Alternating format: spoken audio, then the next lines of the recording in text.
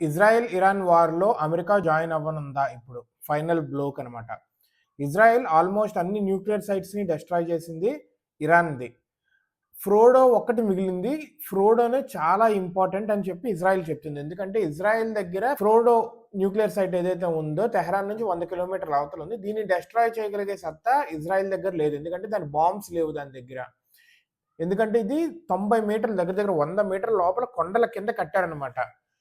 అయితే వీళ్ళ దగ్గర ఉన్న బంకర్ బాంబ్స్ అంత 90 మీటర్ల లోపల ఉన్నదాన్ని కూల్చలేదు. అమెరికాని హెల్ప్ అడుగుతున్నారు ఇజ్రాయెల్ వాళ్ళు. వచ్చి ఫ్రోడోని డెస్ట్రాయ్ చేస్తేనే వీళ్ళ క్యాంపెయిన్ ఏదైతే ఉందో ఇరాన్ న్యూక్లియర్‌గా డెవలప్ అవ్వకూడదు, న్యూక్లియర్‌గా అవ్వకూడదు, క్రియేట్ చేసుకోకూడదు అని చెప్పిన వీళ్ళ క్యాంపెయిన్ ఏదవుతుందో కంప్లీట్ చేస్తాము అన్నట్టుగా.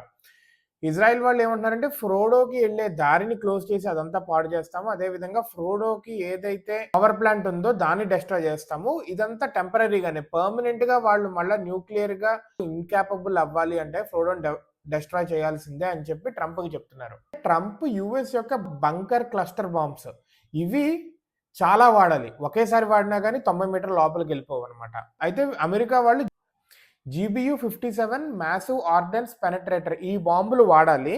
యూఎస్ B-2 స్టెల్త్ బాంబర్స్ వీటిని క్యారీ చేసుకొని వాటి మీద వదలాలనమాట.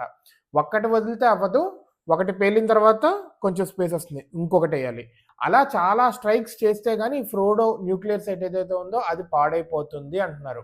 ఇజ్రాయెల్ వాళ్ళు ఇరాన్ స్కైస్ ఆల్రెడీ వీళ్ళ గ్రిప్‌లోనే ఉంది. వీళ్ళే ఇప్పుడు కంట్రోల్ చేస్తున్నారు. ఎందుకంటే వాటి సిస్టమ్స్ అన్నిటిని పాడు చేసింది. ఏదైతే క్యారియింగ్ ఫైటర్స్ వస్తే డిటెక్ట్ చేసి పేల్చేస్తుందో ఆ రాడార్స్ వాటన్నిటిని పాడు చేసింది. సో యూఎస్ గనక వస్తే దీన్ని పాడు చేయొచ్చు. పూర్తిగా ఇరాన్‌ని న్యూక్లియర్‌గా ఇన్‌కేపబుల్ చేయొచ్చు అని ఇజ్రాయెల్ వాళ్ళు చెప్తున్నారు.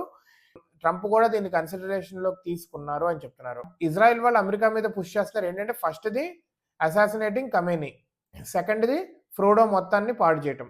అసాసినేటింగ్ ఖమేనీ ట్రంప్ వాళ్ళు వద్దన్నారు అని వినపడుతోంది. ఈ ఫ్రోడోని పాడు చేయటం అనేది వీళ్ళ సెకండ్ టార్గెట్ అనమాట. అయితే ఫ్రోడోని పాడు చేస్తే ఇట్స్ ఓకే అన్నట్టు. దీనికి ఇరాన్ వాళ్ళు ఫుల్ వార్ బిగిన్స్ అని చెప్తున్నారు. యూఎస్ బేసెస్ ఏవైతే ఉన్నాయో ఆ ఏరియాస్‌లో మొత్తము వాటన్నిటిని పాడు చేస్తామని చెప్పి బెదిరిస్తున్నారు.